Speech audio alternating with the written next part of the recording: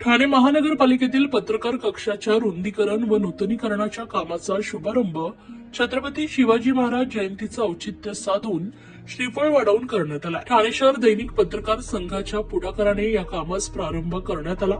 महापालिकेतील पत्रकार कक्षाची अवस्था जीर्ण झाल्याने त्याचे रुंदीकरण व विस्तारीकरण करण्याची मागणी पत्रकारांकडून करण्यात येत होती। काही दिवसांपूर्वी उपमुख्यमंत्री एकनाथ शिंदे यांनी महापालिकेतील पत्रकार कक्षाला भेट देऊन तेथील परिस्थितीची पाहणी केली होती।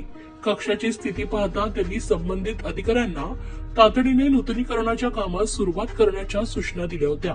या पार्श्वभूमीवर शिवजयंतीचा मुहूर्त साधत पत्रकार कक्षाच्या नूतनीकरण व रुंदीकरणाच्या कामाचा शुभारंभ करण्यात आला।